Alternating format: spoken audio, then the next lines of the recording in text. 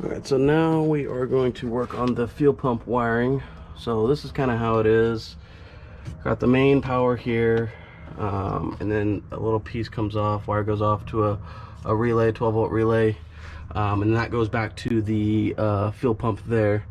And then we have our grounds here, and then once we get the power terminal on there, and then this is how it starts. It's how to prime the fuel pump and keep it on. So once it goes in, he just puts the light or the wire in there, and then boom, that's oh shit, there it goes. And then that's what primes the fuel pump.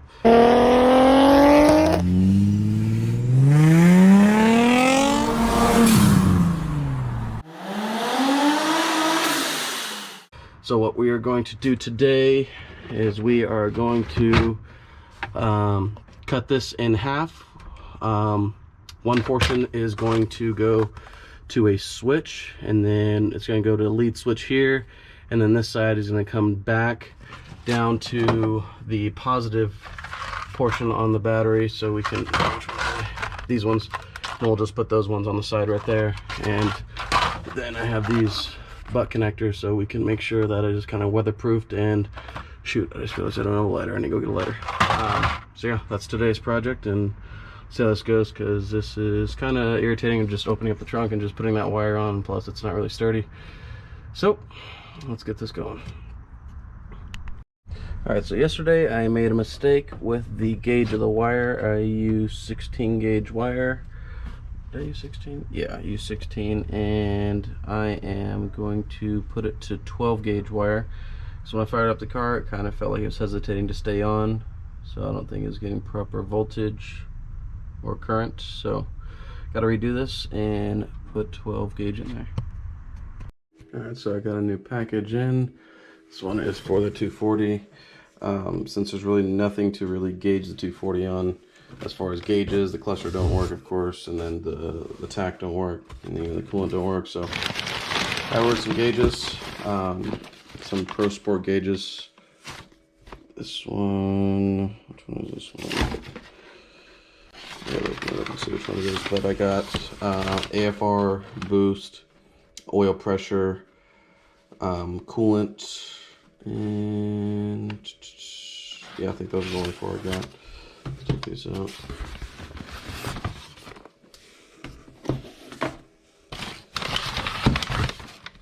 And then I have the Prosport gauges, one gauge on the G35. That's the coolant one. I think that one was pretty cool. This one is the wideband AFR gauge. So it comes with everything. Obviously for the sensor, it comes with the Bosch sensor, and then obviously this is the gauge for it. So let me open some of them up, and then we can see what the interface looks like. Alright, so on this one, this is the coolant gauge like I have in the G35. So it comes with your coolant temp sensor right there.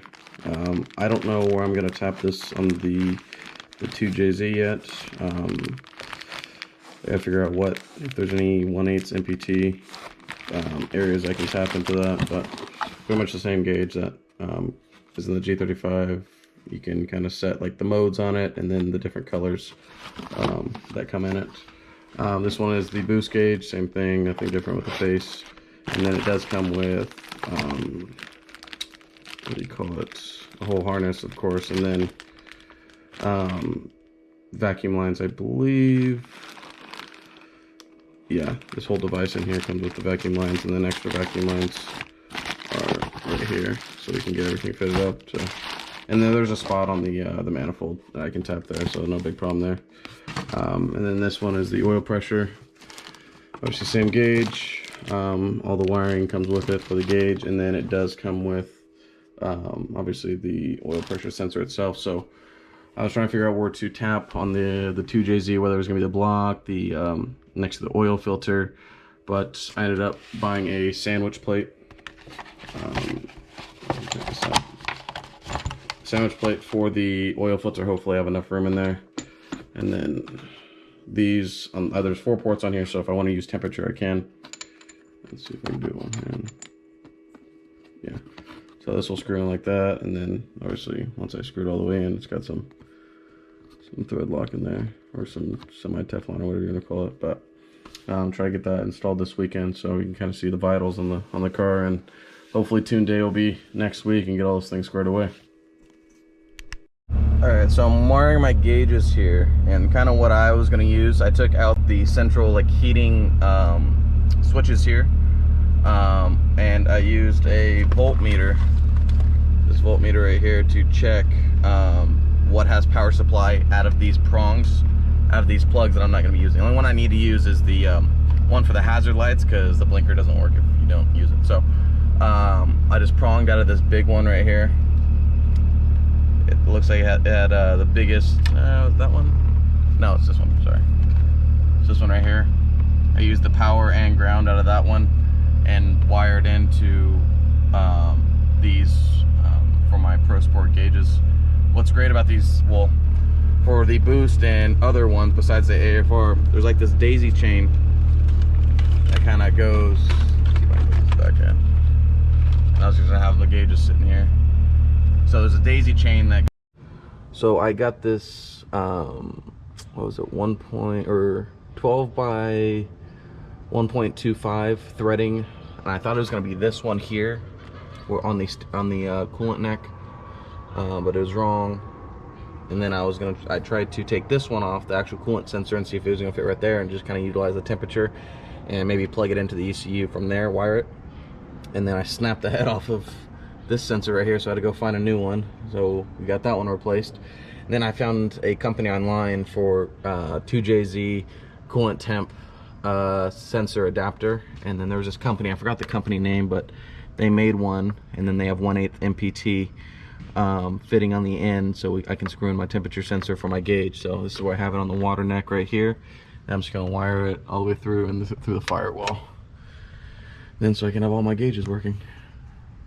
Alright, since I have these 3 gauges here, kind of this is where the climate control was. I did find something online where I kind of clean this area up, kind of make it a little bit more clean. It's this right here. It'll take the spot of this area. There's 5 gauge pods in this one. I don't know what will be the 5th one, because I have AFR, boost, oil pressure, and coolant temp, and that'll leave 1 extra one. I don't know, I might do voltage, still not sure, oil temperature, but I still gotta keep this plugged in because it utilizes my blinker when I drive it on the street, so I kind of want to keep that for now. And then I have the coolant sensor plugged in right now, so I gotta wire it. Well, I have all the gauges in. The only bad thing is the front face plate. There's supposed to be screws that came in it, so I can go right here. There's 2 for each side that can go into the factory, I don't know, whatever they are. Gotta run by the hardware store, see if I can get those put in, because I just want to keep it up.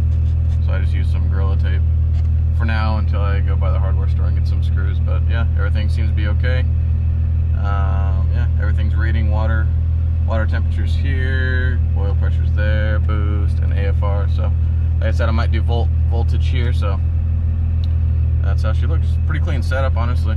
You know, it's not too bad. I'm trying to get rid of this ridiculous, I don't know, what do you want to call this? Scooter handbrake. Yeah, it doesn't even really work. But I got the laptop hooked up, everything seems to be okay. That temperature sensor I replaced is working, so it's reading. And it seems to be accurate based off of what it's reading there to my temperature. Alright, so no more tape here. I went by the hardware store, got some screws. Seems to be pretty sturdy, so everything's in there. I'll go for a drive right now. The battery tray in the back, it's kind of makeshift a little bit.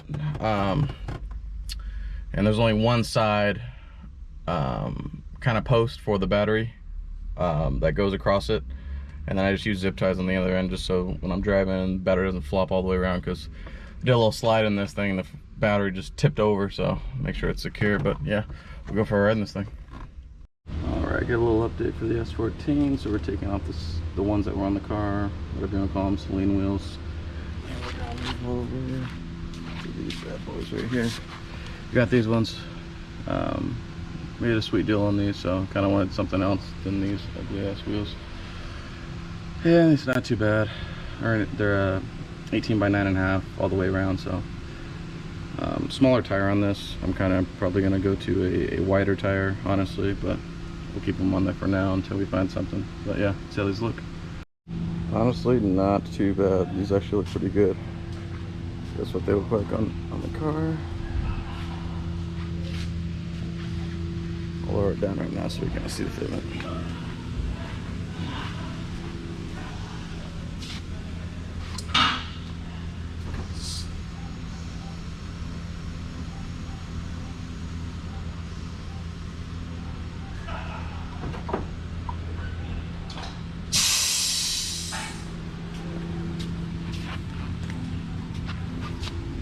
Oh, try it all the time.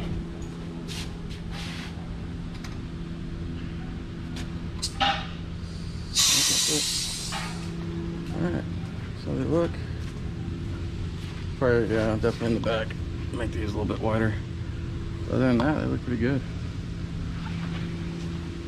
Pretty sweet.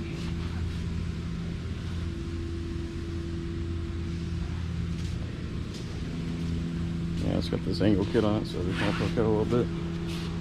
But nonetheless, I like them a lot better than the ones that came on the car, that's for certain.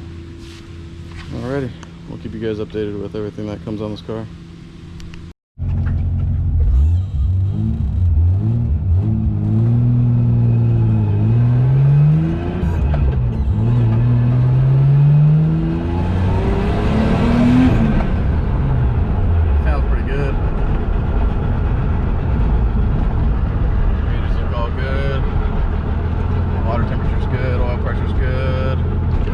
Even AFR, when I'm kind of on throttle, getting into boost, it's still running rip. So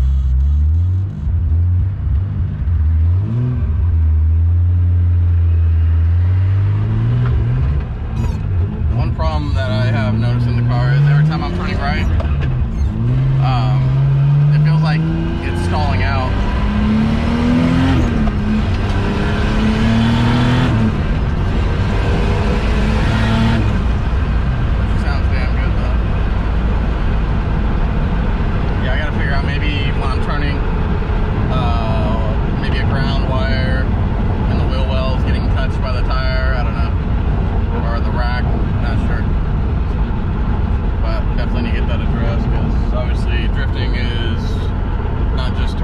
It's also turning right, so we're gonna get this figured out ASAP. But other than that, I mean, everything's good.